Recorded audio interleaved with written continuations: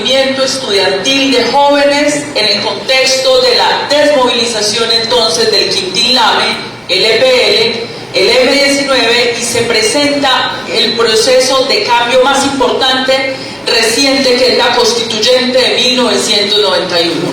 Y quienes estamos aquí, la mayoría somos hijos e hijas de la constituyente del 91, que abrió el espectro político del proceso histórico del cambio en Colombia. Y esa es la coyuntura, y en esa transición hay un conjunto de reformas, y son reformas estructurales porque estructural es el problema. Por tanto, si estructural son los problemas que tenemos de exclusión, de pobreza, de negación de derechos, tenemos que avanzar en las reformas estructurales. Tenemos el problema que no logramos las mayorías del Congreso de la República.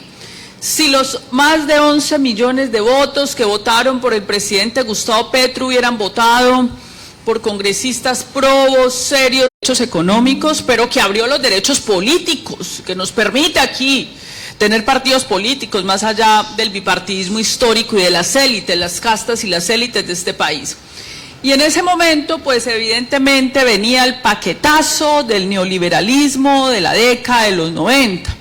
Y ese paquetazo se denominó la Ley 100, en la cual se negociaron 4 aspectos: las pensiones, la salud, los servicios complementarios y los riesgos laborales. Eso es una posibilidad porque evidentemente, como ocurrió en Chile los fondos privados son universales, y aquí hubo una resistencia del movimiento social y popular que logró salvar al régimen de prima media y colpensiones, y eso es lo que nos queda como derecho a la pensión. Y dijeron, nos queremos es hacer esto, la salud no nos interesa. ¿Saben qué hizo la élite política de este país? Forzó una privatización, forzada. Forzada es, vamos a repartir billones de pesos, estamos hablando de 7% del PIB. En Colombia, siendo un punto porcentual del PIB, más o menos 11 billones de pesos, vamos a financiar, vamos a entregar estos recursos para que particulares lo manejen. Y empezaron a inventar teorías que enseñan en las universidades, que el pluralismo estructurado, que la competencia del mercado, y que el mercado, ¿de cuál mercado? No había ningún mercado, porque se entregaba la plata para que la administraran particulares. Y dijeron que el Estado sería un regulador, que iba a poner unas reglas del juego para que supuestamente hubiera una competencia. Lo que construyeron fue una de las inequidades más grandes de este país, porque evidentemente construyeron unas organizaciones que se volvieron vehículos de captura de billones de pesos.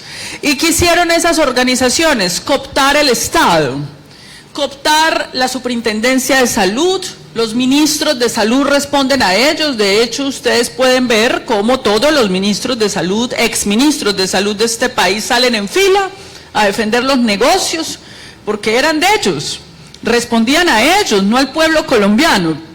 Y entonces, en ese sentido, quien no le caminaba, pues evidentemente lo sacamos del camino. Pues eso fue lo que intentaron hacer conmigo, pero no lo lograron. Y por eso estoy con ustedes aquí todavía en esta pedagogía.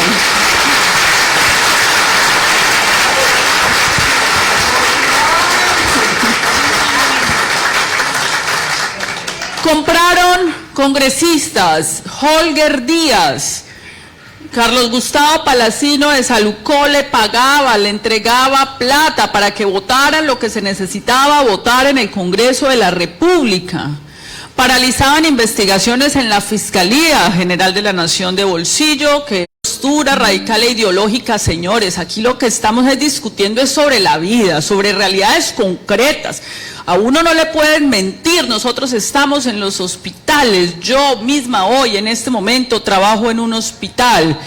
Y nosotros vemos la realidad y no nos pueden salir con cuadros, gráficas, números, lo que sea, a decirnos que no vivimos lo que vivimos.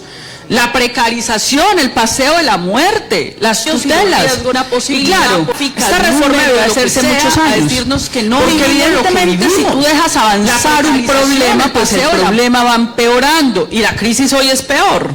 Pero sería peor si el presidente hubiera sido Rodolfo Hernández o el que es peor.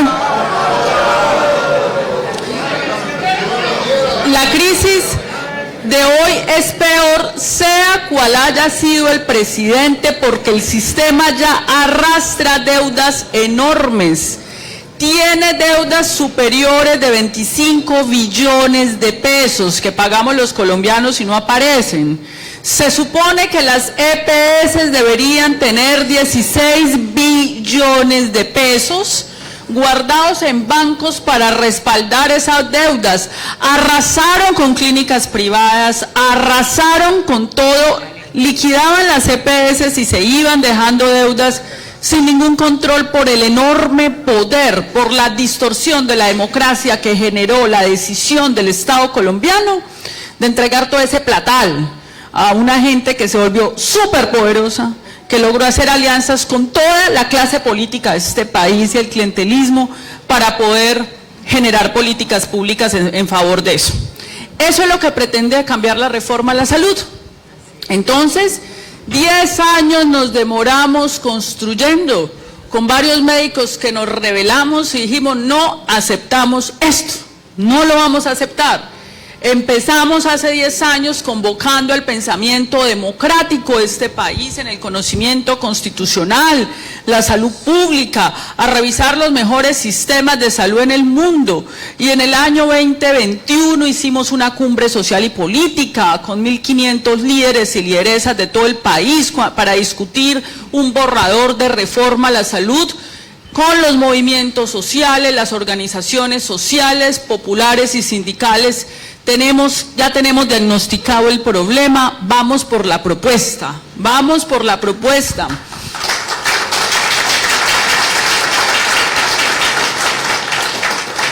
Y en un foro el 8 de noviembre del 2021 invitamos a los candidatos presidenciales en la sede de la CGT con las centrales sindicales. Y el presidente Gustavo Petro, en ese momento candidato, dijo: esta es mi reforma, me comprometo, yo saco esto adelante. Y él cumplió y sigue cumpliendo. Y el gobierno presentó la reforma a la salud, la presenté en mi condición de ministra, una reforma que desafía al neoliberalismo, aquella concepción de que supuestamente lo privado manejaba mejor los recursos públicos. ¡Falso! Las investigaciones de la Contraloría General de la República demostraron que eso no es verdad. El presunto desvío de 11.3 billones de los colombianos en el año 2020, mientras que morían cientos de miles de colombianos, más de 150.000, es una prueba de eso. Pero también es cierto que el Estado también tiene unos problemas dado por el clientelismo y la corrupción.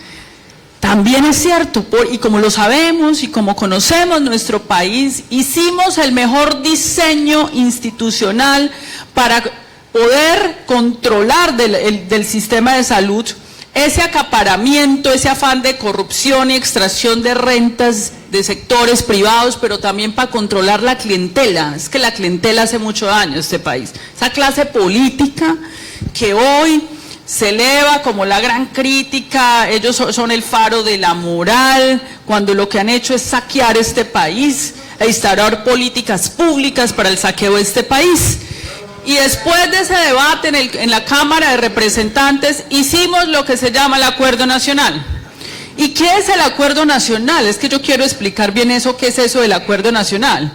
El Acuerdo Nacional no es entonces que vamos a hacer un acuerdo con sectores de la oposición para que Colombia siga igual, para defender el statu quo, para defender el privilegio y los intereses de una minoría parasitaria del pueblo colombiano. Eso no es ningún acuerdo nacional. El acuerdo nacional es para construir la transición democrática, para hacer las reformas rural integral, para hacer la reforma pensional, para devolver justicia y bienestar al pueblo colombiano. El acuerdo nacional ahora.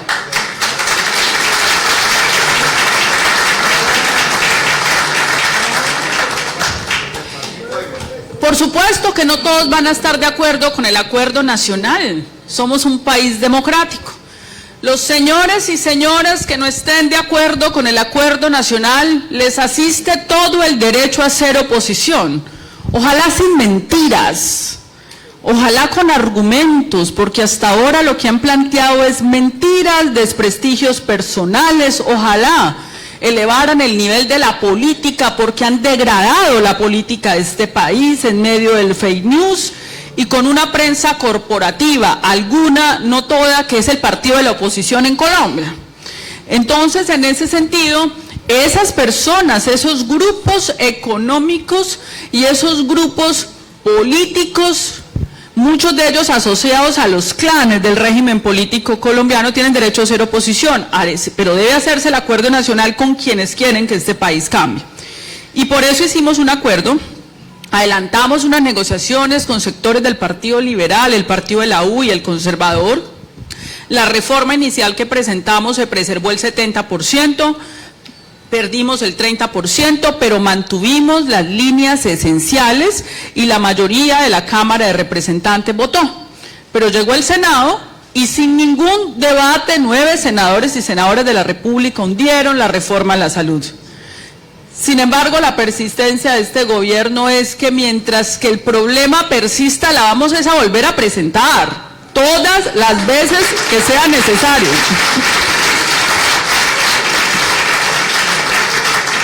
Se presentó, se hizo un acuerdo firmado, que espero que cumplan, que sean honorables, un acuerdo entre los gremios de las EPS, que esto no puede seguir así, señores. Entonces, si ustedes son capitalistas, pongan capitales, que no vamos a poner plata, que es que la tienen que poner en los colombianos. Nosotros hacemos los negocios, pero los colombianos ponen la plata. Porque yo les dije, bueno, ustedes que son grandes capitalistas, quiero ver las capitalizaciones. Quiero ver las capitalizaciones y quiero ver los billones de pesos que deben. Entonces ahí sí ya no me sirve, entonces me retiro del sistema, porque lo que me servía era cuando yo podía manejar el ministro de bolsillo para que me sacara el decreto y la resolución que yo necesitaba pues para hacer mis negocios. Le suena muy parecido al tema de los servicios públicos en el Caribe. Es la lógica del Estado y el régimen, eso es lo que tenemos que cambiar. Entonces, en ese sentido, se presentó ese proyecto de ley que ya va para debate la Cámara de Representantes y tiene 2 puntos centrales esenciales. La salud preventiva. ¿Y qué es la salud preventiva? La salud preventiva es que todo el pueblo colombiano tiene el derecho a tener cerca de su casa, entre 17.000 y 25.000 personas ahí, un centro de atención primaria en salud, que son unas locaciones físicas grandes donde está el médico, el odontólogo, donde ese centro de atención primaria en salud se encarga de la salud de esa comunidad, de que las enfermedades no empeoren. Si alguien empeora, ese centro de atención primaria en salud tiene de referente unas clínicas ya especializadas, pero la mayoría de problemas de salud los va a resolver ese centro de atención primaria de salud ahí con su comunidad.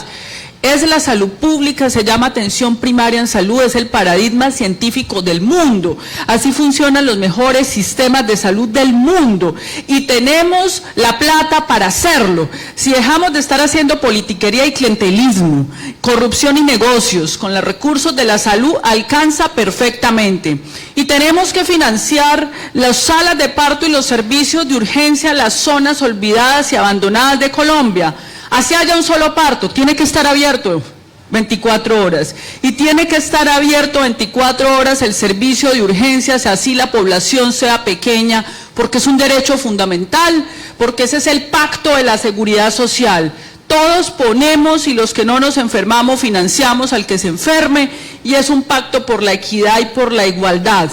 Y en ese caso, el niño o niña de Soledad o del extremo del Atlántico tiene que ser atendido como el niño del estrato más alto de Barranquilla. Eso es un principio de vida.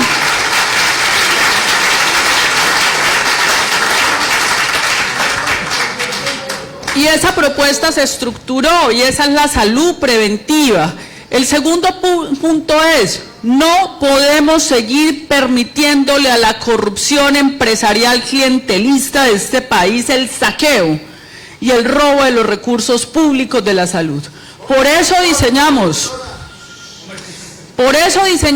algo que nosotros denominamos el manejo público de los recursos públicos.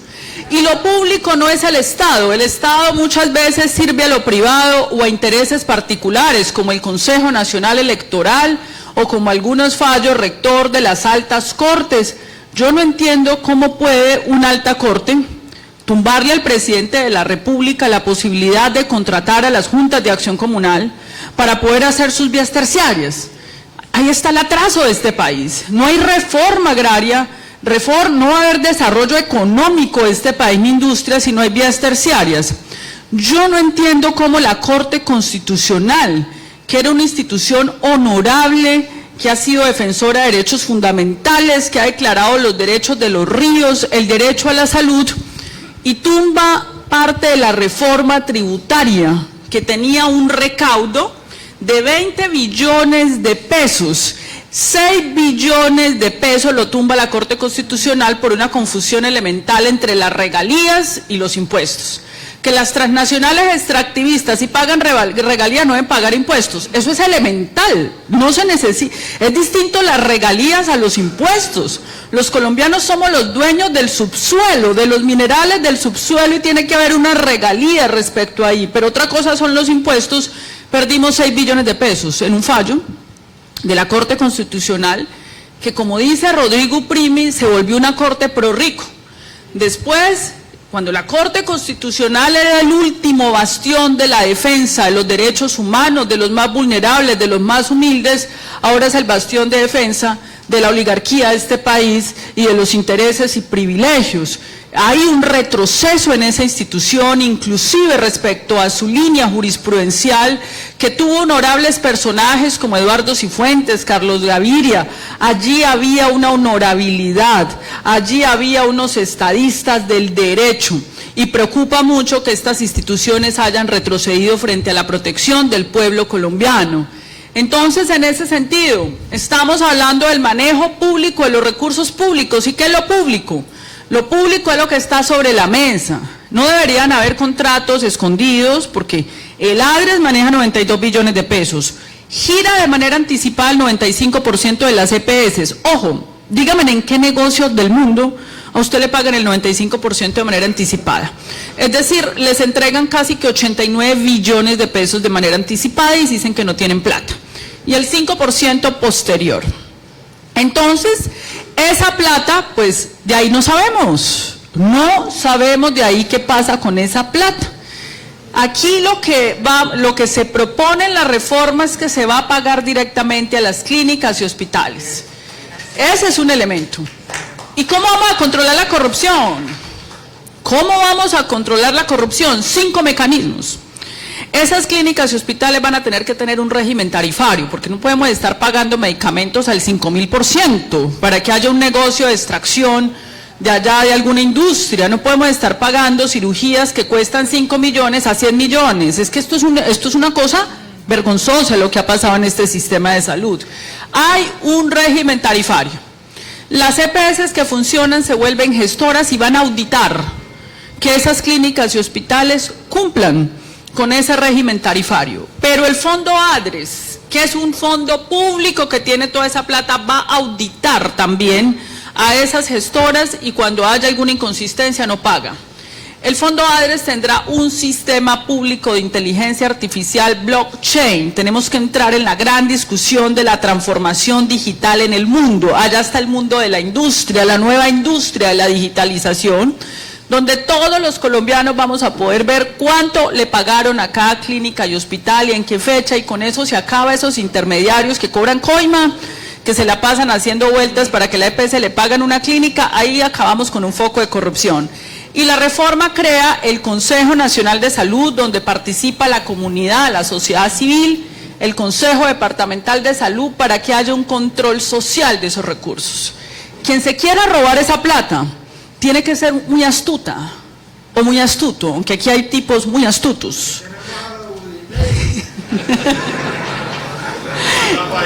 En cada región tenemos gente muy astuta. Tiene que ser tan astuto que pueda sortear las dos auditorías, el manual tarifario, el sistema de información, comprar a todos los líderes que van a hacer el control social para poderse robar esa plata. Entonces la plata va a estar protegida porque la plata tiene que llegar a la clínica, al hospital, para cuidar al niño, a la niña, para poder financiar los médicos, las enfermeras que van a ir a todas las zonas dispersas y rurales. Hasta ahora vamos ahí. Tercer punto, dignificación de los trabajadores. Ese punto lo perdimos. Estamos ahí en una discusión con el gobierno porque eso hay que recuperar. No podemos dejar en la reforma a la salud la validación de los contratos basura de la salud. Esos contratos de tercerización, OPS, eso no puede quedar en la reforma a la salud. Estamos pidiendo recuperar un artículo de un régimen especial laboral para los trabajadores a la salud.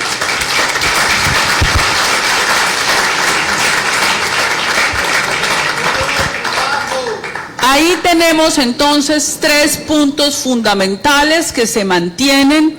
Debo hacer el reconocimiento del presidente de la República. El presidente de la República ha sido leal con esta causa. El presidente de la República ha respaldado esta causa y sí ha jugado su capital político, porque el capital político es para jugárselo, sino para qué el poder. ¿Para qué el poder? Si no es para transformar, para cambiar, para devolver la vida. Se ha jugado en esto, por eso tenemos que respaldar a nuestro presidente.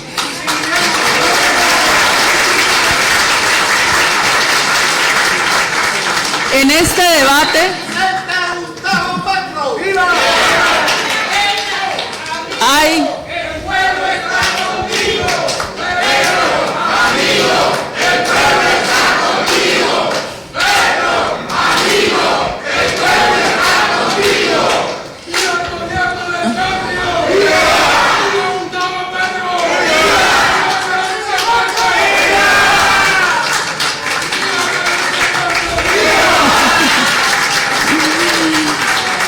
entonces tenemos que seguir respaldando al presidente en esta batalla tan dura en el Congreso de la República. Pero además yo quiero que entendamos que tenemos además que pensar para el 2026 en ganar las mayorías del Congreso de la República.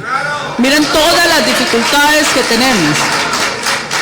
Hay que ganar las mayorías del Congreso de la República para poder cambiar este país, con los liderazgos de hombres y mujeres, escogidos en sus territorios, elegidos en consultas abiertas en su territorio, que tengan que ir a trabajar allá, al territorio, para poder estar en una lista paritaria, cremallera, de hombres y mujeres de Estado forjados en las luchas populares y sociales de todos los rincones de este país, que van a enfrentar el régimen de la corrupción y la injusticia en el Congreso de la República.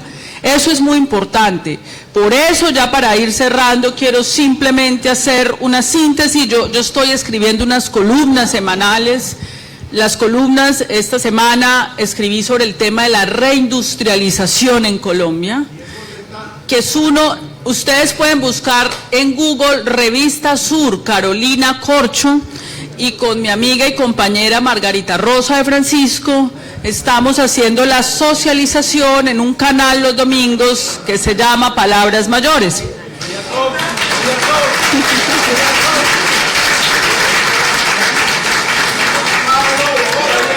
Y con Pablo Borges.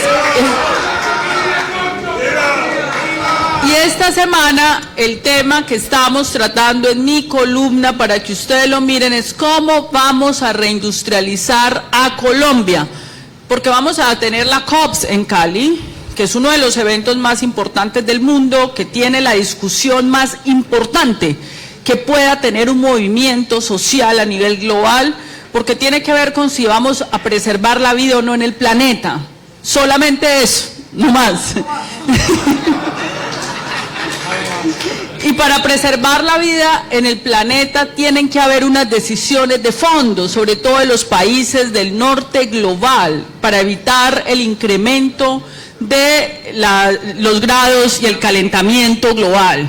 Y debo decirles que ese calentamiento, ese aumento de calentamiento de la Tierra es la que ha generado esta zoonosis. ¿Qué son las zoonosis? Estos virus que viven en los animales saltan y generan pandemias, y eso todavía sigue siendo un riesgo a través de esas crisis climáticas. Pero además está generando hambrunas, migraciones a nivel del mundo, pérdida de biodiversidad, es decir, nuestro país enfrentará el debate más importante que vamos a tener. Y en ese sentido, porque quisiera provocarlos para que lean mi columna, uno de los elementos centrales de este gobierno es que hay que hacer una transición energética. Pero para hacer una transición energética necesitamos ciencia, tecnología e innovación. Necesitamos que las universidades se sienten con sectores empresariales para mirar qué tipo de formación requerimos, porque ahí vamos a necesitar ingenieros, matemáticos, físicos. Esos 2 millones de jóvenes que ahí no tienen futuro en el país porque no acceden a la educación superior, que pueden, por supuesto, con la reforma educativa que está presentando el gobierno, que va a financiar los cupos de la gratuidad a la educación superior, algunos de ellos que se interesen en las matemáticas, las ingenierías, para poder resolver los problemas energéticos de este país, y ese, digamos, es un punto crucial. El segundo punto crucial que ha definido el gobierno es la industrialización del campo y del agro, y eso necesita también crédito.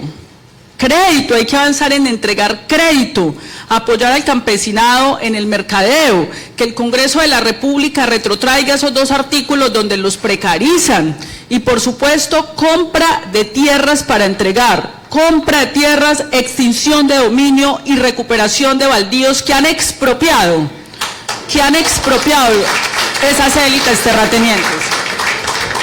El tercer elemento en la política de reindustrialización tiene que ver con salud, que era un elemento de la reforma. Colombia puede tener una industria de producción de medicamentos. Nosotros producíamos vacunas. Eso va a generar un movimiento de investigación muy fuerte. No tenemos por qué estar importando a precios altos esa producción. Eso va a generar empleo y eso va a motivar a los jóvenes a que estén en ese mundo. Y el otro tema es que por parte de la fuerza pública hay empresas de ensamblaje de vehículos, de aviación. Es decir, el país hay que proyectarlo a que sea como los grandes países, y eso requiere educación. Nuestra sociedad tiene que ser educación, eso requiere ingresar en la innovación de las tecnologías de la información para que nuestro país pueda ser proyectado al máximo nivel de posibilidades de sus trabajadores, de sus ciudadanos, de sus mujeres. Entonces los invito a que, ahí está mi columna, seguiré sobre ese tema, y para dentro de 8 días vamos a escribir sobre la COPS y la crisis climática, que es un tema de interés importante. Muchas gracias.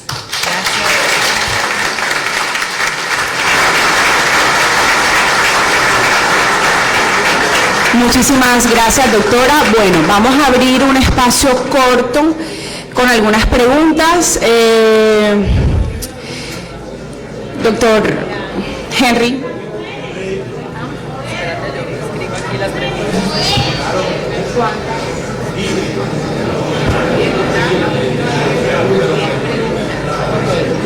Vamos a abrir espacio para 10 preguntas cortas y concisas. Vamos como por filas. Doctor, bueno, usted es uno. ¿Quién más quiere hablar de este lado? Natalie. Dios. Necesito aquí ayuda porque se me van a pasar más de los 10. Hola. Hola, sí. Vamos a empezar con 10 preguntas. Sí. Son 10, vamos a iniciar con 10, pero vamos a sentarnos, por favor. Vamos por etapas, vamos a sentarnos. Vamos a sentarnos y vamos a organizarnos.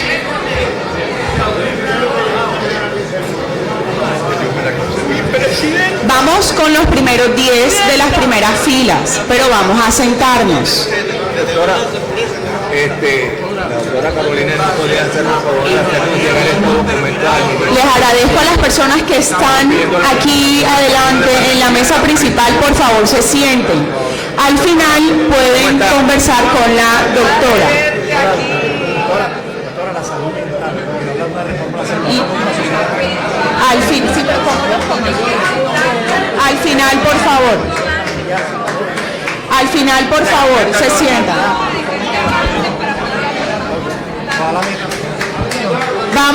Vamos a sentarnos Sí. para continuar en orden. Coja el micrófono. Y recuerden algo muy importante.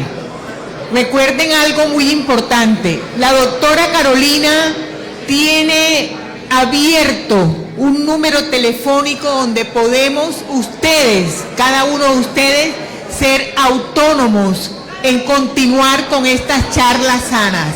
Primero, Entonces, Jaime, dáselo a Jaime. vamos a sentarnos y vamos a escuchar. Vamos a escuchar los primeros 10. Les agradezco que se sienten.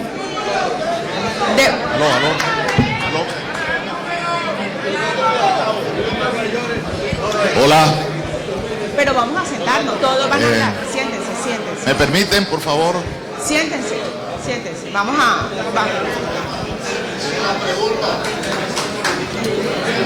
Doctora Carolina,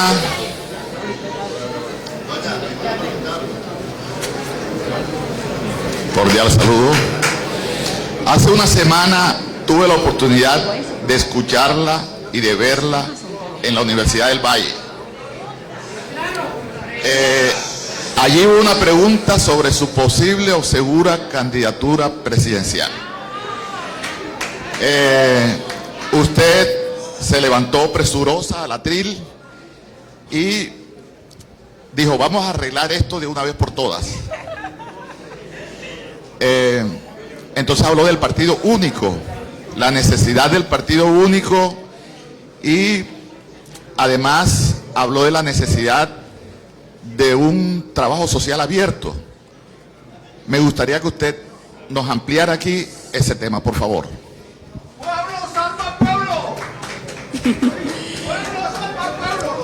Ahí, bueno, esto es un tema, a ver, en Colombia, y le agradezco mucho que me haga esa pregunta, ¿qué es un partido político? Es que nosotros no hemos vivido eso. Un partido es un instrumento para conectar el Estado con el pueblo. Un partido es el escenario donde se forman los hombres y mujeres de Estado que van a gobernar el país, que van a legislar, que van a ser concejales.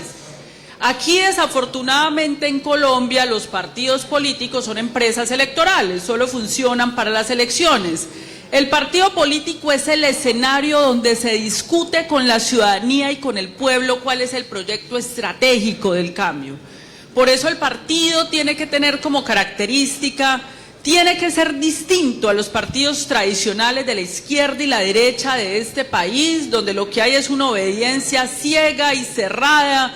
El objetivo es el partido, organizarnos por organizarnos. No, para que el partido pueda ser un partido de masas que represente a la ciudadanía, el partido tiene que permitir que haya libertad y creación, que cada líder social y popular de manera libre pueda crear, el que quiera crear arte, el que quiera crear cine, el que quiera crear lecturas, porque en la libertad donde se construye con la ciudadanía. Y esa tiene que ser la característica del partido. Nosotros tuvimos unas elecciones locales en el año 2023 que debo decir que fueron un desastre. Cometimos todos los errores que no se pueden cometer, ahí pasó de todo. Líderes del progresismo enfrentados entre ellos en el mismo territorio, líderes del régimen de la corrupción metidos dentro del progresismo, los del progresismo metidos en el régimen de la corrupción, listas cerradas construidas a bolígrafo, puerta cerrada, nepotismo, todo lo que no debería ser la política en este país pasó, y hay que hacer autocrítica y reconocimiento. No vamos a cambiar este país si no cambiamos la política. La política misma la tenemos que cambiar, la manera de hacer la política. No podemos ser nosotros el turballismo. No podemos parecernos nosotros entonces al Partido Liberal y Conservador que a puerta cerrada definían un montón de asuntos y se desconectaron de la base. Los partidos no pueden ser apéndices de los parlamentarios. Los parlamentarios son muy importantes, deben participar en el partido, pero el partido tiene que tener una conexión con las fuerzas vivas de la sociedad, con los movimientos sociales, con las comunidades. Hay que construir un partido que tenga mecanismos de democracia interna, y por eso hemos hecho las siguientes propuestas. Si se van a mantener listas cerradas, estas listas cerradas deben ser organizadas de manera por una consulta abierta, donde se midan en los territorios quienes quieren ser candidatos y se organicen cremalleras. Si es un hombre el que sacó más votación, encabeza un hombre. Si es mujer y luego viene en cremallera por votación. Que sea el pueblo colombiano el que organice. Y que eso dé la posibilidad de que esos liderazgos tengan que trabajar con las comunidades y con la ciudadanía. El progresismo debe tener unas consultas abiertas de precandidatos y precandidatas presidenciales que pongan sobre la mesa un acuerdo programático que es la continuidad y la profundización del proceso de transición reformista que está en este momento viviendo el país. Eso hay que seguirlo trabajando y profundizando.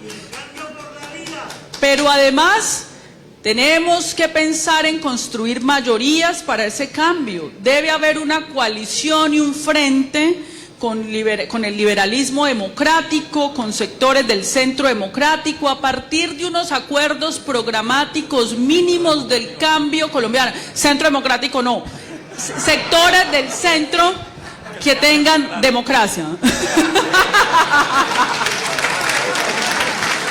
Sí, porque... Ese debe ser un siguiente paso. En una consulta se deben medir esos candidatos para que haya un candidato o candidata única que enfrente a la extrema derecha de este país, al régimen político de la corrupción, al régimen político de la injusticia social. Eso va a requerir un esfuerzo muy grande, una grandeza inmensa del liderazgo de este país, porque lo que nos estamos jugando es que no puede retroceder Colombia. El país no puede retroceder en los avances democráticos que hemos tenido.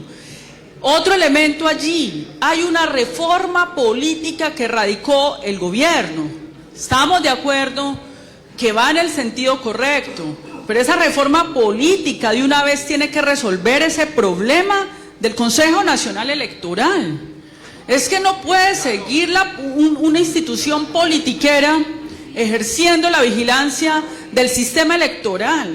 También se tiene que resolver la financiación pública de las campañas para que no sea Odebrecht, para que no sean las mafias del narcotráfico quienes elijan los representantes del pueblo colombiano en las instituciones del Estado.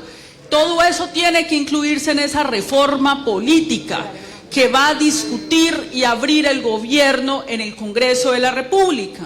Sobre el caso mío, yo estoy en un proceso de consultas ciudadanas en las regiones para mirar cuál va a ser mi futuro. Para mirar cuál será mi futuro, haremos esas consultas ciudadanas, pero hay que dejar gobernar al presidente Petro. Hay que dejar gobernar al presidente Petro y construir en este momento los mecanismos y las reglas de juego. Otro elemento del partido debe ser de afiliación abierta. La mayoría ciudadana del progresismo no milita en los partidos de la izquierda. Yo soy un ejemplo. Yo no sé dónde sacaron que yo era del Partido Liberal. Yo nunca he militado en el Partido Liberal. Alguna vez milité 2 años del Polo Democrático y esas peleas que manteníamos allá terminé por fuera, pero bueno, la mayoría del progresismo es el ciudadano del común, son los movimientos sociales, es la dirigencia popular y social. Si cerramos esto solo a los partidos de la izquierda, lo que vamos es a construir una minoría, y aquí lo que hay que construir es una gran mayoría que continúa el cambio de Colombia. Entonces, esos son los elementos que quiero poner sobre la mesa para ese pregunta. Compañeros, vamos a darle el paso a una mujer, pero yo sí quiero pedirle un favor a los compañeros que están aglomerados aquí. Si podemos pegarnos allá a la cortina, la señorita los va a ir llamando, porque sí, incluso por razones de seguridad a Carolina Corcho tenemos que cuidarla, todos. Por razones de seguridad no podemos interferir con la labor que cumplen los compañeros de la Unidad Nacional de Protección. Natalie, tiene la palabra la compañera. Sí. Bueno, reciban todos un cordial saludo de parte de la organización sindical Sintra UAC. Hoy somos anfitriones y primero darle las gracias al rector Jorge Senior por permitirnos estos espacios donde se pueda construir el poder popular. Desde los jóvenes de este país, siendo joven, lo que queremos es una igualdad de oportunidades.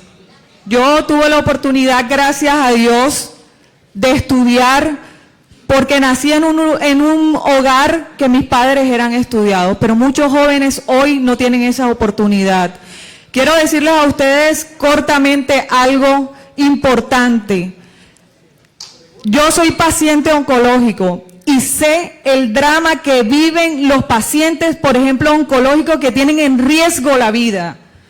Hoy aquí se está hablando de mejorar ese sistema de salud. Y lo que realmente, ese drama que viven y que yo viví, y gracias a Dios pude acceder a una medicina preparada, pero hay otros que se mueren en el intento. Porque hoy tú estás sano, pero tú no sabes qué te depara el futuro. Entonces nosotros tenemos que apostarle cada día con ahínco a tener un país diferente. Y celebro que el progresismo hoy tenga la bandera del poder de mando desde el gobierno nacional, pero nos hace falta mucho, como dice la doctora Carolina. En el Congreso de la República, que es donde se tramitan las leyes de este país, es donde nos hace falta. ¿Por qué? Porque todavía hay un proceso que yo llamaría dolores de parto. Ese proceso de dolor de parto tiene que nacer el hijo, y el hijo es la construcción del poder popular, y esto que estamos haciendo aquí es eso. Muchas gracias. Vamos a tratar, por favor, por razones metodológicas, limitémonos a hacer preguntas para darle participación al mayor número de personas.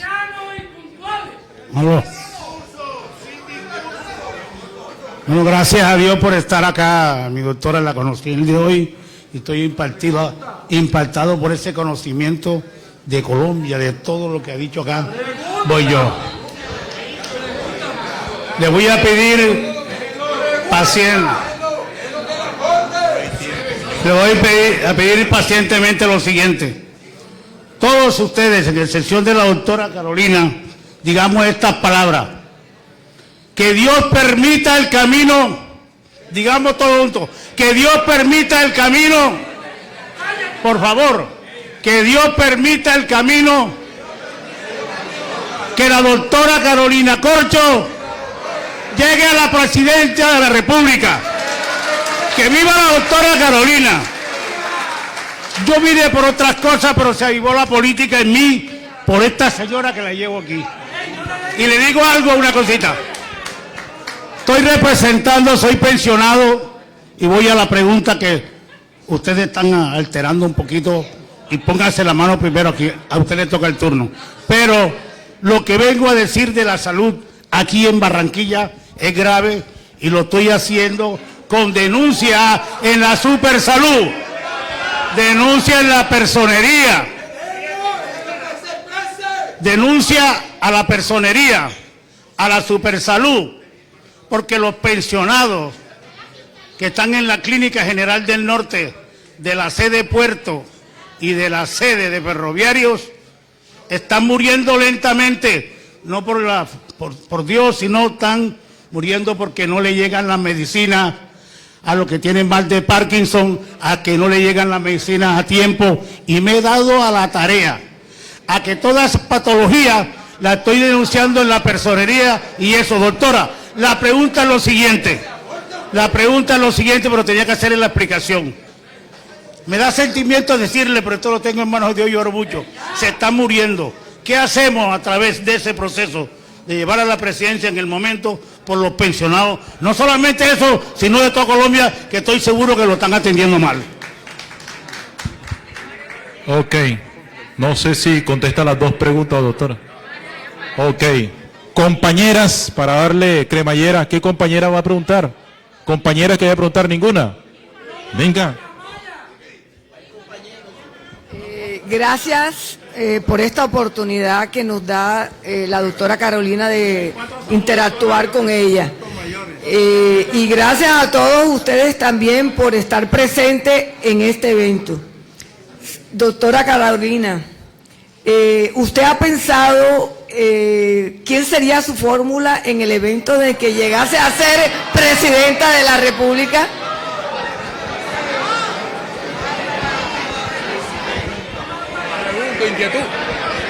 Doctora Carolina, Barranquilla la necesita y la declaramos candidata a la presidencia de la República 2026-2030. Mi pregunta es esta. La segunda. Doctora Carolina, ¿qué políticas públicas está trabajando en el evento de que llegase a ser presidenta para combatir la corrupción que todavía aún está enquistada en este país?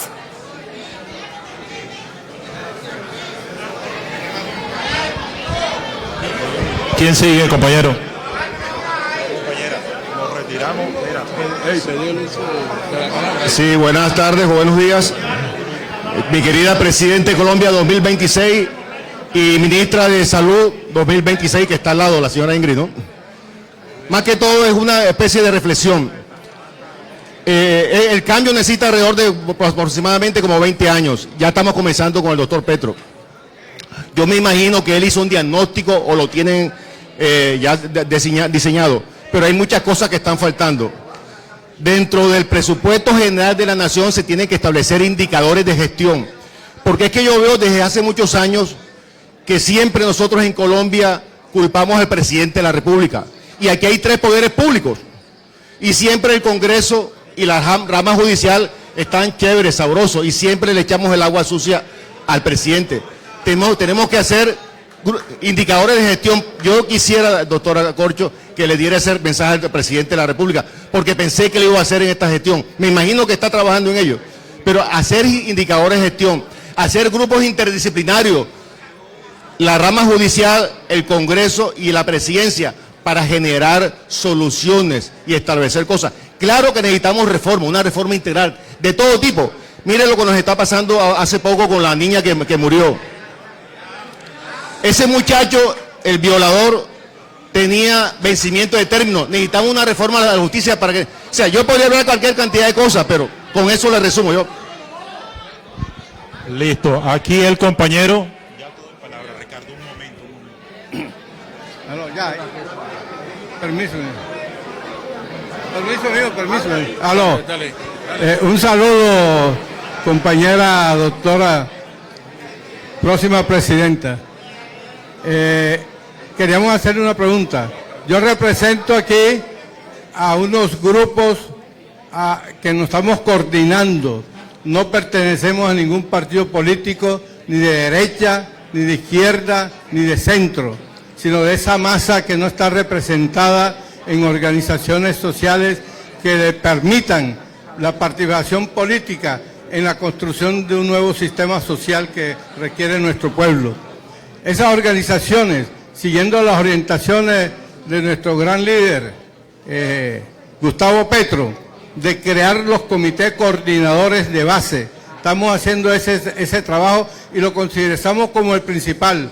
Pero al conocer el lanzamiento de usted, porque teníamos una idea hace un mes de que no se podía poner la campaña electoral presidencial como lo principal en este momento, porque en este momento lo que usted ha venido haciendo, ir a las comunidades, organizar a las comunidades. Entonces, la pregunta precisamente no es en contra de los partidos políticos de izquierda o de centro, no está en contra, porque hacen parte también del proceso de unidad.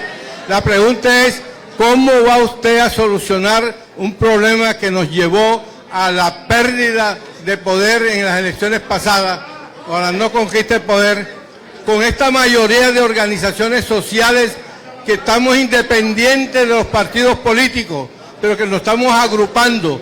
¿Cuál es la posición de usted para coordinar tanto a las organizaciones políticas democráticas de izquierda con esa gran masa de las organizaciones sociales que nos estamos agrupando por la base. Estamos aquí representando al sector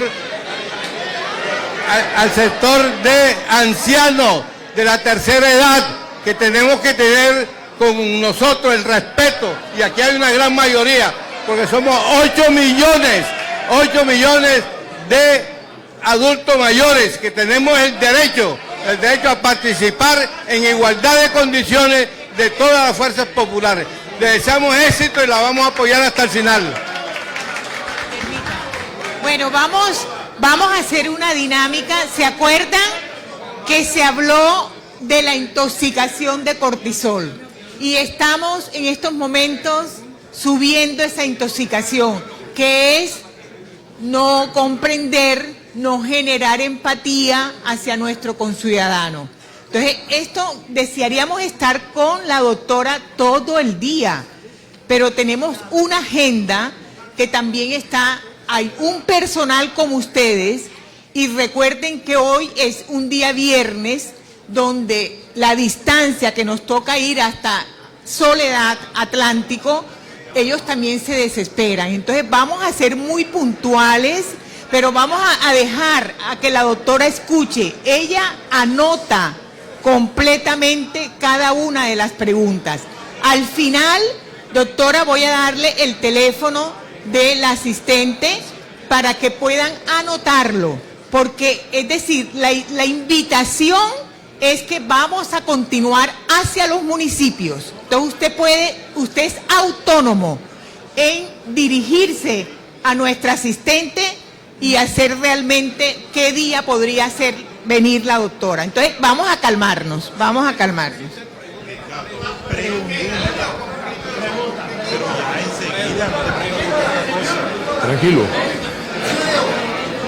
Tranquilo, yo sé lo que hago, mijo, compórtese. Doctora Carolina Corcho Mejía, de la esperanza de la continuidad del pueblo colombiano. Y formulamos esta pregunta, va a ser corta, concreta, precisa y muy puntual.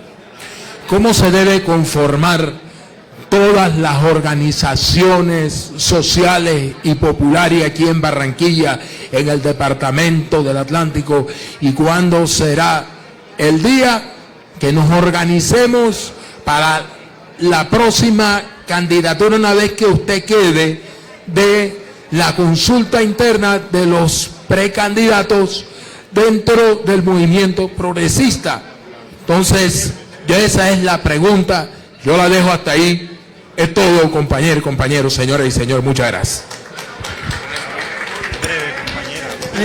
Buenos días, doctora Corcho. Una pregunta muy concreta respecto al proyecto de la reforma de la salud. La pregunta es, dado lo que se dio con el magisterio en la transición del modelo de salud, he seguido de cerca todo el proyecto, tanto como el que se gestó con el magisterio, con la salud. Mi pregunta concreta es, ¿existe la infraestructura para la implementación y cuál sería la planeación para implementar este sistema para que no ocurra lo que ocurrió con el magisterio, que lo que hace la gente es tergiversar y dar una mala imagen del modelo, cuando el modelo es pertinente, pero el problema es la implementación? ¿Se ha pensado en esa infraestructura que se necesita para implementar el modelo de salud? Gracias, profe, muy amable. Puntual también, te agradezco. Compañeros y compañeras, muy buenos días. Por favor, yo necesito de su atención porque lo que voy a decir es importante, y creo que es tan importante que sin esto nosotros no podríamos asegurar una segunda presidencia. Entonces yo le pido, por favor, si estamos muy interesados, vamos a escucharnos. Como joven, y que fuimos la fuerza que hizo que el cambio llegara al gobierno nacional, porque nos empoderamos, nos sacaron los ojos, nos mataban por pensar diferentes. Hoy, de pronto, la doctora Carolina Corcho no es ministra, pero hace parte de un gobierno, por decirlo así, que ha encaminado un proyecto de gobierno Colombia Potencia Mundial de la Vida, hacia un modelo de territorio en el cual todos y todas tenemos una participación. Pero mi puntual pregunta, doctora, es,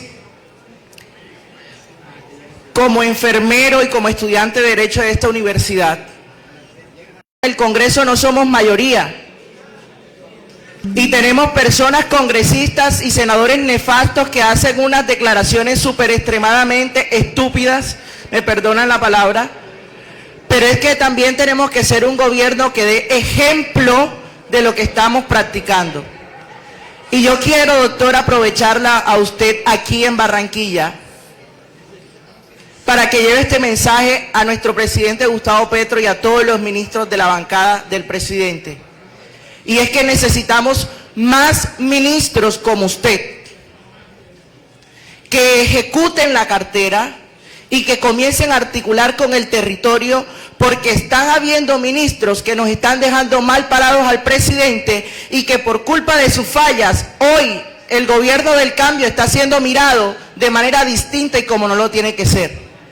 Porque no tenemos que desconocer que cada uno de los medios de comunicación que hoy en Colombia se apoderan de la comunicación, están llevando una información totalmente falsa, pero provocada por los mismos ministros de nuestro gobierno. Entonces, para poder pensarnos una Carolina Corcho en la presidencia de la República, primero tenemos que pensarnos un gobierno que ya tenemos, porque es que nosotros tenemos que cambiar ese vocabulario de vamos a hacer, estamos creando, vamos a crear. ¡Ey! Nosotros estamos en el gobierno, sintámonos como gobierno. Estamos haciendo, lo estamos logrando y ya lo estamos creando. Entonces, la pregunta es, doctora, ¿qué va a pasar? Porque hace poquito vi en la reforma laboral que nosotros como enfermeros, que trasnochamos 12 horas y que se nos paga cada 3 meses,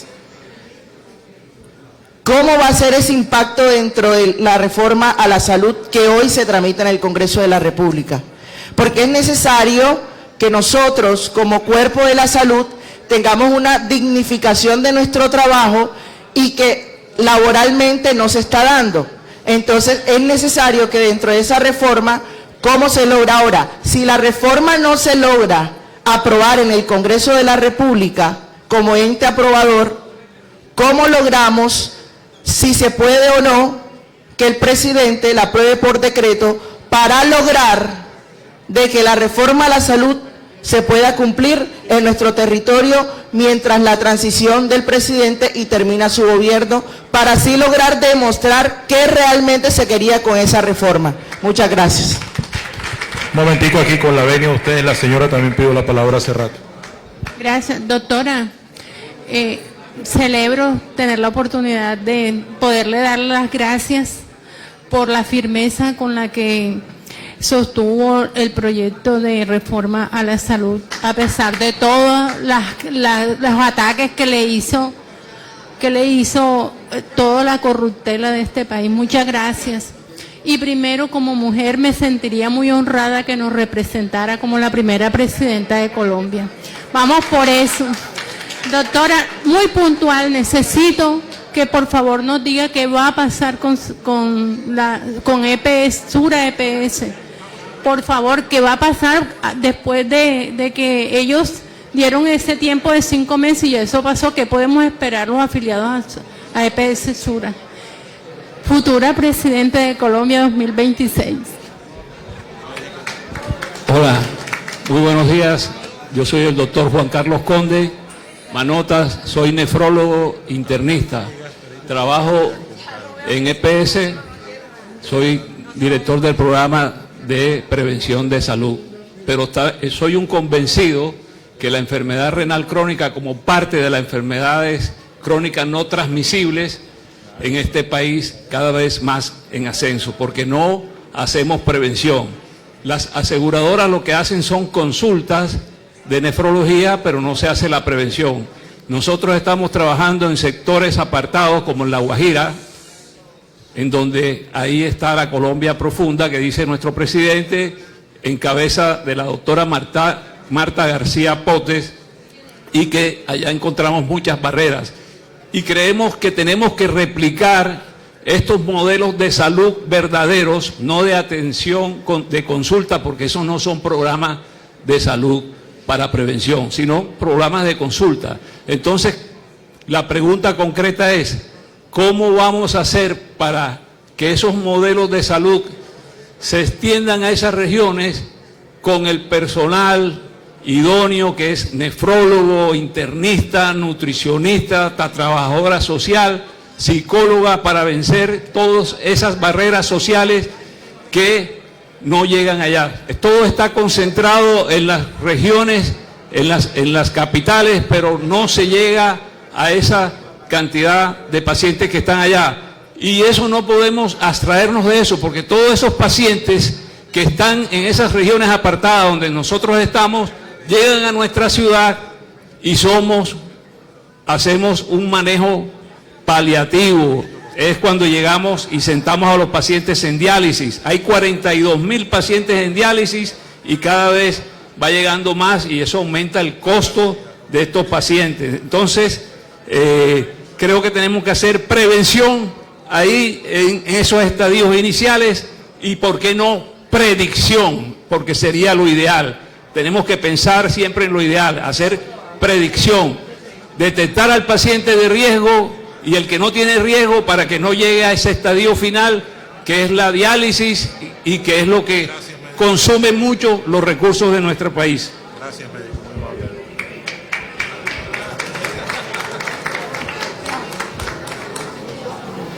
Buenas tardes, doctora.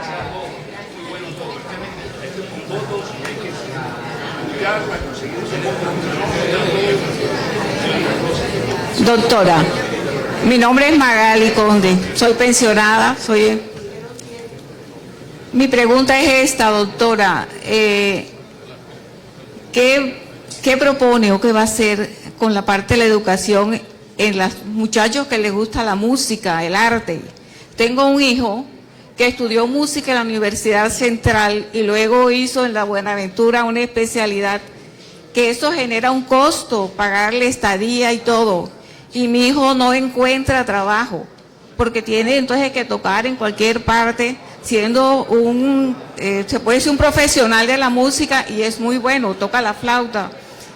La propuesta de todo el mundo es que se vaya del país, porque en otro país ahí sí lo van a tener en cuenta. Entonces, me gustaría que en su propuesta el arte en los colegios para los niños que creen profesores que lleguen la música, porque eso sí va a ayudar mucho a la juventud. Ojalá tenga en cuenta a estos muchachos, doctora.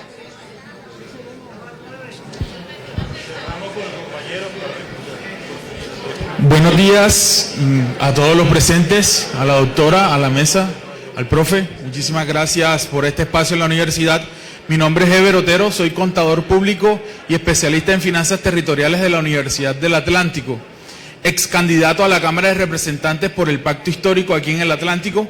A muchos de los que están acá presentes durante la campaña tuve la oportunidad de conocerlos y asimismo conocer lo que en ese momento estábamos debatiendo a partir del movimiento estudiantil de Sabana Larga.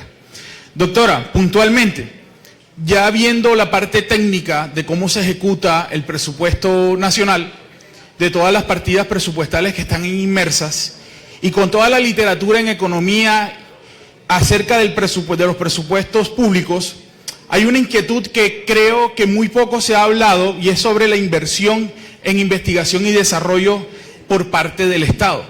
Viendo un caso muy común es lo que es las potencias mundiales de Estados Unidos y China, las cuales destinan un gran porcentaje del PIB a estas inversiones en investigación y desarrollo. La pregunta concreta es, ¿cómo desde el Estado se está viendo la inversión en investigación y desarrollo para que afecte directamente las finanzas de los territorios más empobrecidos? Teniendo en cuenta que en el Departamento del Atlántico, de los municipios, la mayoría, por no decirle que el 98%, depende de las finanzas y las transferencias que hace el Estado por el Sistema General de Participaciones. Muchísimas gracias. Listo, la doctora Carolina Corcho responde. Bueno, muchas gracias, muchas preguntas, pero quiero empezar por una muy importante. Dentro de la formación es muy importante. La charla se llama Charlas Sanas para un País Enfermo. El país tiene un sector que está huérfano. Colombia es un país que hoy en día está compuesto por más del 70% de la población que vive en lo que se llama la verticalidad de vivienda, o sea, la propiedad horizontal. Ese sistema de vivienda es una bomba de tiempo. ¿Por qué? Porque allí hay una expropiación abierta de una mafia de la vivienda asociada con el sector financiero, que se apropian de los subsidios de vivienda para manejar las cuotas como quieren, a través de fiducias que ellos mismos manejan. Y además, al interior de las viviendas de propiedad horizontal hay unas mafias que manejan las cuotas de administración. Y lo más grave es que el habitante colombiano, el de a pie, no es dueño de nada. El piso le corresponde al propietario de abajo. Es el techo del de abajo. El techo es el piso del de arriba. Las paredes son comunales, pero de común no hay nada. Por eso es necesario que nuestro presidente, Gustavo Petro, usted que es interlocutora nuestra, necesitamos le pregunté 12 años qué para poder hacer cambiar todo con el problema de vivienda en propiedad horizontal, porque ni el Ministerio del Interior asume responsabilidades, ni la Superintendencia de Sociedades asume responsabilidades ninguna. ¿Qué se va a hacer ahora a través del gobierno del cáncer? Bueno, entonces aquí... Yo quiero, compañeros y compañeras, que escuchen esta propuesta. En muchas ocasiones, doctora, le hemos escuchado al doctor Petro decir que por las próximas elecciones necesariamente ya no se puede trabajar con 14 partidos independientemente uno de otro. Y nos ha dicho que se requiere de un partido único para adelantar con más facilidad las elecciones en el próximo año. 2026. ¿Qué se ha hecho respecto de eso? ¿Cómo se ha venido trabajando esa parte? ¿Qué definición hay al respecto, doctora? Eso es todo. Bueno, vamos a empezar a responder porque son, digamos, preguntas de distinto orden. Hay una pregunta sobre el tema de los pensionados. ¿Qué se va a hacer por los pensionados de este país? Ustedes saben que en este momento la reforma pensional que ya fue aprobada beneficia a más del 70% de todos los trabajadores y las trabajadoras del país, que van a estar en colpensiones a los que ganen hasta 2.3 salarios mínimos.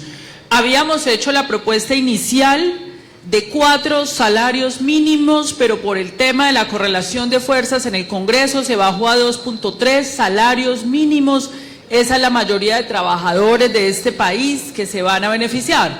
Ahí queda un reto, y es quienes ganamos, por ejemplo, los médicos, más de 2.3 salarios mínimos, pues nos va a tocar cotizar en los fondos privados de pensiones por encima de 2.3 salarios mínimos. Esos son más o menos 1.500.000 profesionales. Ahí, digamos, tenemos una limitación y eso habría que profundizarlo en una próxima reforma pensional, porque lo ideal es que la mayoría quedara en el Fondo Público de Colpensiones. Pero además, en el tema pensional, ojo, son 3 millones de viejos y viejas que han aportado a la productividad de este país, trabajando todos los días, que van a recibir un bono pensional de 220.000 pesos al mes.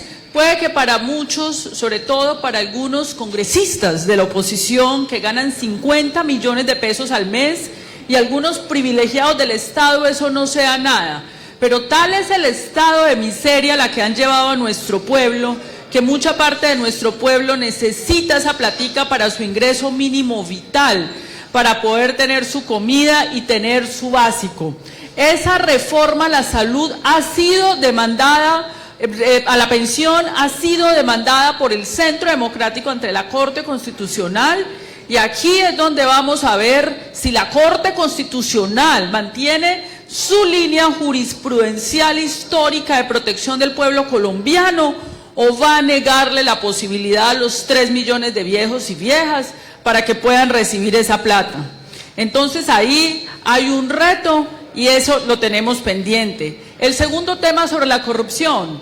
Hay dos tipos de corrupción, esta corrupción del menudeo y esta corrupción estructural. La corrupción estructural es de lo que hemos estado hablando. Cuando tú haces una ley donde posibilitas el saqueo de los recursos públicos, estás haciendo corrupción estructural, que es, por ejemplo, los proyectos de ley que acabó de presentar el Centro Democrático, Cambio Radical y algunos sectores denominados independientes, donde está el MOIR y algunos verdes, son leyes para seguir y legalizar el saqueo y el manejo privado de recursos públicos en la salud.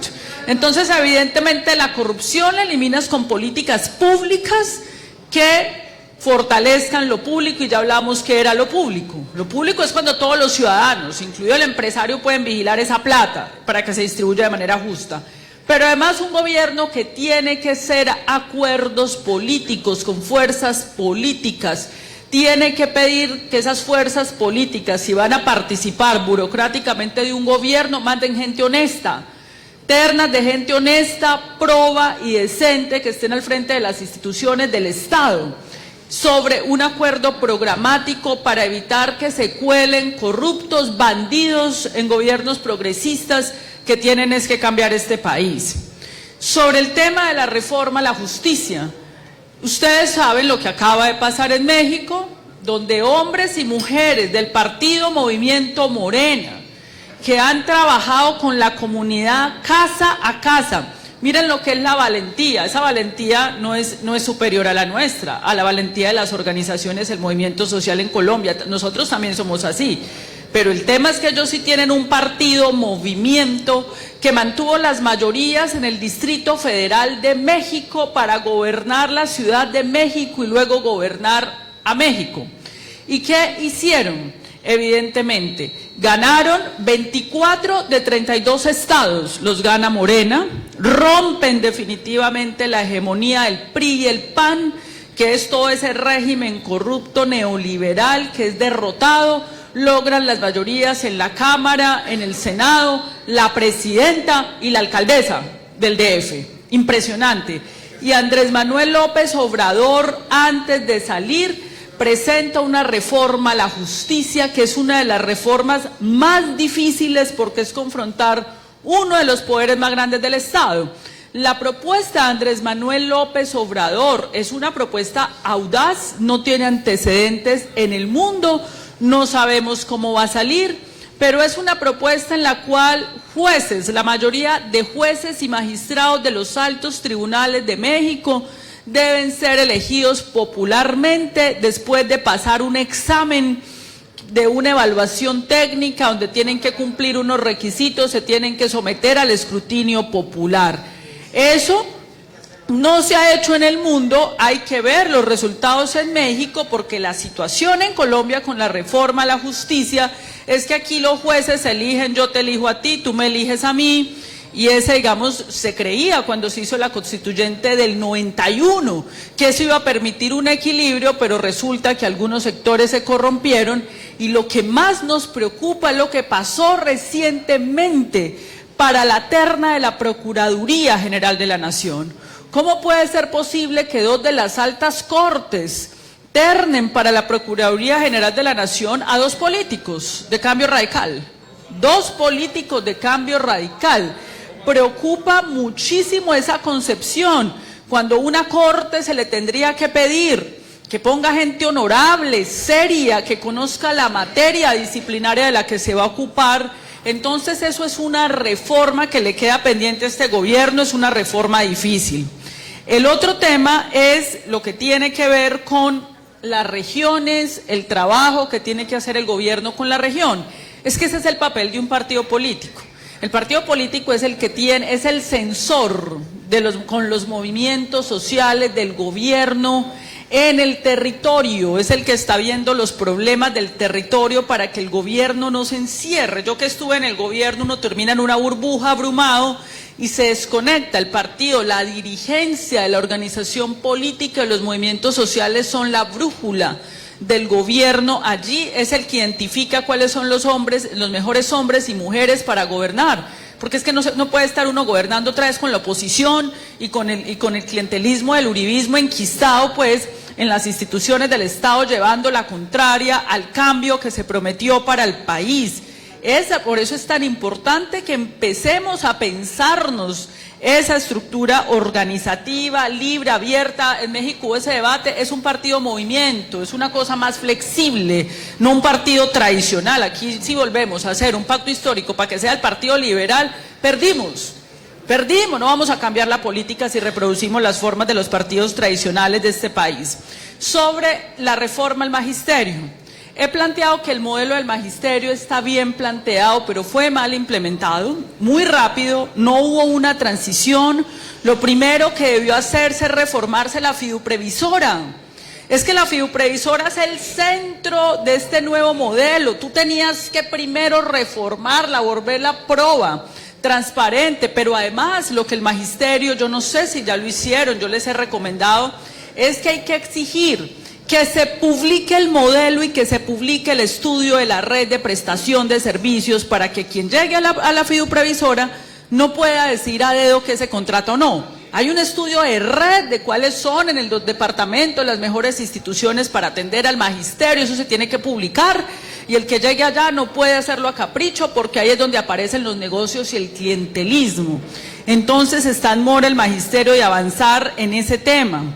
Sobre la reforma no se puede hacer por decreto. Si se pudiera hacer por decreto lo habríamos hecho.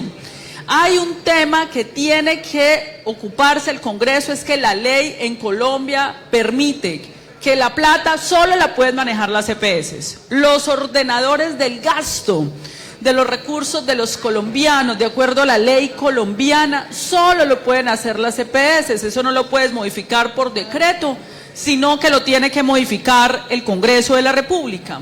Sobre Sura, yo ya habría hecho una auditoría en Sura. Yo ya habría hecho una auditoría porque nosotros hemos hecho seguimiento de los estados financieros y nos preocupa cómo Sura iba muy bien y de repente eso decayó. ¿Qué está pasando en Sura? Esperemos que estén jugando limpio y que no estén haciendo un desmantelamiento del sistema previa solicitud de retiro, esperemos, pero yo ya estaría metida haciendo una auditoría y un seguimiento a Sura porque ahí está comprometida un número importante del capital público de los colombianos. Sobre el tema del personal, el médico que acaba de hablar, que pregunta, ¿y cómo vamos a hacer para llevar esos médicos? Porque mire, la enfermedad renal crónica es prevenible. Nosotros no podemos tener un montón de gente en diálisis, por favor, eso es un negocio, ahí hay unos negocios de la diálisis. Tú puedes hacer prevención en el territorio e inclusive, aquí está Ingrid que es internista, yo soy psiquiatra, hay mecanismos de diálisis peritoneales que tú puedes hacer en el territorio de tecnologías de bajo costo, que tú puedes implementar allá. De eso se trata el sistema preventivo y predictivo, y la manera como lo vamos a hacer es que el médico, enfermera que se vaya al territorio más alejado gana más, tiene que ser así, para que haya un incentivo para que ese personal se pueda ir a las zonas olvidadas y a la Colombia profunda. Y ya por último, educación, lo más importante, la música, a mi juicio, es una de las artes más profundas y elevadas. Los países que han logrado el desarrollo generan grandes músicos, grandes artistas. El gobierno nacional tenía un proyecto, recuerdo yo una discusión del presidente Gustavo Petro, que debería enseñarse música en todas las escuelas y los colegios para tener ciudadanos cultos, sensibles frente a la cultura. Y había una discusión sobre si eran músicas y folclores populares o era música clásica. Y recuerdo yo que en esa discusión decíamos, es que si tú formas a un joven en la gran cultura universal de la música clásica, ese muchacho te toca vallenato, ese muchacho ya te puede coger el folclor popular y escribirlo en las partituras mundiales y universales, comunicarse con otros jóvenes y volverse un gran músico. Y el segundo tema que debería ser obligatorio es la educación física. Tenemos una cultura física muy baja, esto tiene que ver con la salud. Esto tiene que ver, digamos, que esta sociedad se mueve poco. Yo recuerdo hace poco que estuve en Brasil, tú vas a una ciudad brasilera como Recife y estás viendo gente trotar cientos de miles todos los días a todas las horas. Los brasileros trotan, caminan y eso es parte de una cultura que hay que generar acá desde los niños y las niñas. El gobierno tiene en su plan de desarrollo el proyecto de generar 500.000 nuevos cupos gratuitos para jóvenes en la educación superior. Vamos lentos, ya superamos la última cifra que viva, son 50.000 nuevos cupos de jóvenes. Si lograran esos 500.000, eso es una revolución educativa para los jóvenes, niños y niñas. Pero evidentemente lo que necesitamos aquí es también interpelar la educación. No podemos seguir formando el mismo joven para el neoliberalismo, los negocios, para la competencia. Hay que dar una discusión de fondo pedagógica en la educación, de cómo se forman ciudadanos demócratas, que no contemporicen con la corrupción, que no contemporicen con la violencia, que respeten la diversidad. Y eso es una discusión de contenidos pedagógicos que tiene que hacer la universidad y el magisterio.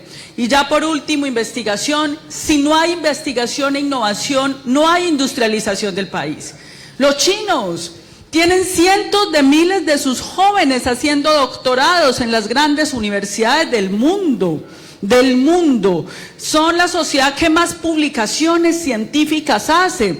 Sus jóvenes estudian en el mundo entero y regresan a trabajar en las empresas para poder hacer la producción de tecnologías, conocimiento, y es en este momento la potencia en ascenso porque hay una crisis del imperio de los Estados Unidos que está en caída. Y nosotros tenemos que construir una sociedad del conocimiento. Sin investigación y conocimiento no vamos a salir del subdesarrollo. Muchas gracias. Compañeros,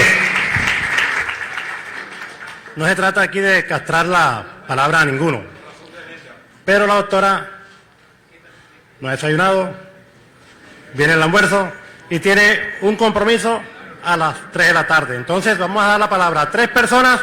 Concretican las preguntas. Hola. Y culminamos allí. Ángel, aquí el señor, va el señor también, por favor, la mesa no la ocupemos, todavía no hemos dicho... Perdón, un momento. Compañero. Un momento. Compañero. La doctora Ingrid me conoce, soy Chaparro San Juan, primo de Sandra. Doctor, por autocotización... No hemos terminado con y están compañeros interfiriendo. Por autocotización. Compañero, tienen a la gente...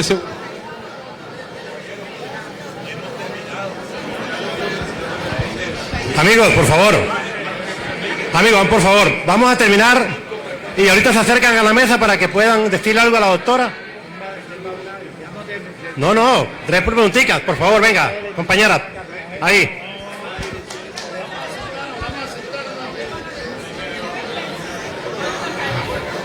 Bueno, entonces vamos a tener que dar por terminado. Siéntate, compañeros, siéntate, por favor. Siéntese.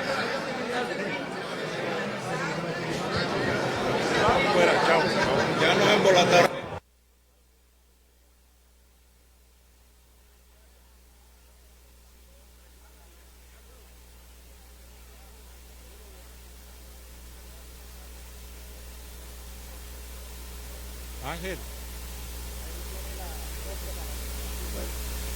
Doctor. Listo. Este micrófono. Hola, no lo cierres todavía, por favor.